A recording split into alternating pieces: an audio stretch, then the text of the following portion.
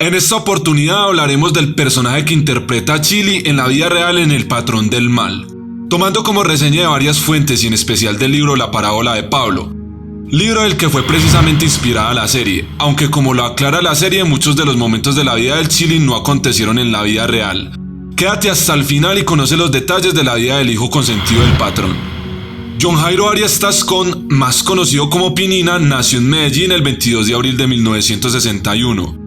En su momento fue el hombre de confianza más importante para el patrón. Obtuvo poder dentro de la organización, llegando a ser considerado como el quinto en importancia dentro de su estructura. Su infancia transcurrió en los barrios marginales de Medellín, más concretamente en el barrio Lovaina. Nació en una familia extremadamente pobre, se inició en las calles desde los 12 años. Arias salió un día al parque del cementerio San Pedro, donde sustrajo un reproductor de música de un coche que pertenecía nada más y nada menos que al patrón. Un hombre de él empezó a averiguar quién había sido el responsable y llegó a Pinina. El patrón fue informado y le encantó su habilidad, de modo que pidió hablar con Pinina y así fue como empezó a ser la mano derecha del patrón. Pinina medía unos 64 metros de altura, era una persona seria, alegre y que quería mucho a su familia. Tenía una inteligencia impresionante, el mismo Popeye dijo que de no haber muerto se hubiera convertido en el segundo patrón, que al igual que él era hincha del Independiente Medellín. Le decían así porque su voz recordaba al personaje de una novela representada por la actriz argentina Andrea del Boca, razón por la cual hablaba muy poco, lo que le daba un aire misterioso que contribuyó a crearle la imagen de alguien muy discreto. Arias tenía un destacado conocimiento de la gente de las comunas, lo que le permitía reclutar allí personas para la organización. Por eso, su primer gran golpe, que fue el dado al ministro Rodrigo Lara Bonilla, le fue encomendado, siendo él quien llevó a cabo el plan en 1984. Pinina participó en todos los operativos, como el de los ya conocidos hechos del director del diario El Espectador, Guillermo Cano Izaza, en 1986. También planeó los actos al periódico El Espectador en 1989, y entre muchos otros en la baja del coronel de la policía de Antioquia, Valdemar Franklin Quintero, también en 1989.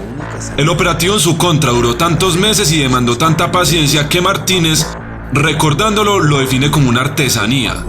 Para su rastreo, el grupo Elite solo contaba con fotos de mala definición.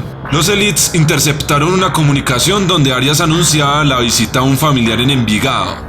Desplazaron varios vehículos hacia el sector. El general, escuchando las comunicaciones que habitualmente interceptaban, detectó una llamada que le hacían a Arias Tascón. Sin embargo, John Jairo fue comunicado de que lo estaban acechando, y tras dar la vuelta comenzó a hacer llamadas y a dar instrucciones. Reunió en 10 minutos a unos 60 hombres. Están armando una cosa contra ustedes, cambien de sitio, advirtió el general por radio a sus hombres. Cambiaron de sitio y al momento escuchó: están en la esquina de arriba, vamos. Al ver a sus hombres rodeados, el general les ordenó que se retiraran. Pinina se va por un tiempo. En un allanamiento a un apartamento del Mugre, encontraron nuevas pistas. Una libreta les permitió, comparando números conocidos con desconocidos, descifrar la clave. Interceptaron un teléfono de Pinina, asignado a una finca en el municipio de La Estrella, hasta que tuvieron la certeza de que él estaba allí. Allanaron, pero en esa casa no había nada, ni siquiera teléfono. En un primer momento pensaron que había perdido la única huella, pero Pinina no se enteró del operativo. El general Martínez concluyó que Pinina utilizaba un teléfono de ondas de servicio rural, al que le habían hecho una adaptación hasta convertirlo en un teléfono móvil. Lo escucharon hablar 3 meses más sin poder ubicar el lugar de origen de la señal, porque en esa época no contaban con equipos de rastreo.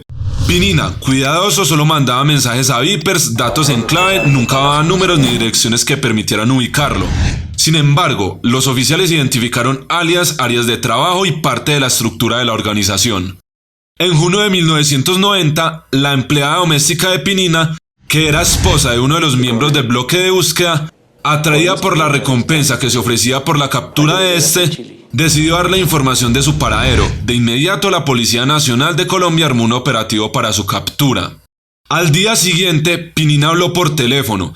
De esa manera, el grupo Elite, quien lo rastreaba, se enteró que estaba en el apartamento. Rodearon el edificio donde ingresó el grupo Elite, subieron al 3er piso La puerta estaba blindada, de modo que accedieron a fuerza al domicilio. Requisaron todo y no lo encontraron. Por fuera, uno de los hombres ve cuando Pinina se cuelga del alero de una ventana. Le ordenan que se suba, Pinina intenta defenderse, pero el grupo élite lo neutraliza y le da de baja.